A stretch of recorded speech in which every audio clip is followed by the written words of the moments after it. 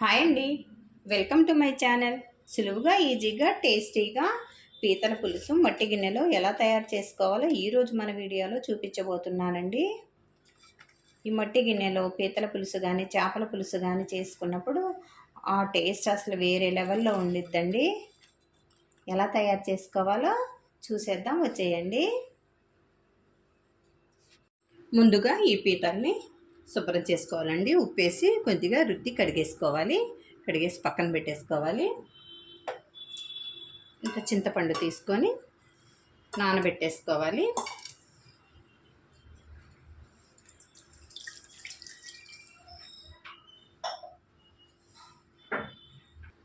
మసాలా అనేది ప్రిపేర్ చేసుకోవాలండి. ఇందులోనికి 1 ఇంచు దాకా అల్లం ముక్క తీసుకోవాలి.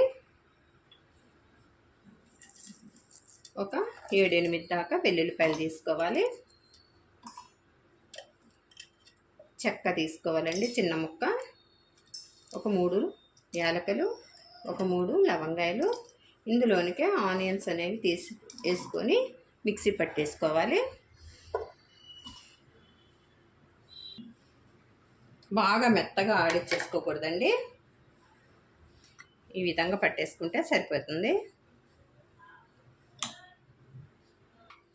ఇక్కడ పీతల పులుసు చేసుకోవడానికి నేను మట్టి పాత్ర తీసుకున్నానండి.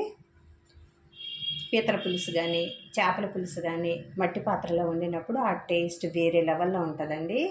సూపర్ టేస్ట్ ఉండిద్ది. ఇందులోనికి ఆయిల్ ఒక 5 స్పూన్ల దాకా తీసుకున్నాము. ఆయిల్ అనేది బాగా పట్టిద్దండి. ఇందులోకి చాలా టేస్ట్ కూడా వచ్చిద్ది. ఆయిల్ వేడెక్కింది. ఇందులోనికి 1/2 టేబుల్ స్పూను మెంతులు వేసుకోవాలి. ఒక 1/2 టేబుల్ స్పూను జీలకర్ర వేసుకోవాలి.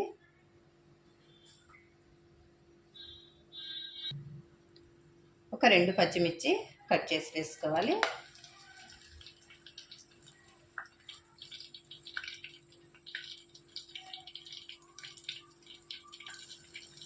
నూరి తీసుకున్న ఈ ఉల్లిపాయ ముద్దను కూడా వేసేసుకొని వేయించుకోవాలి.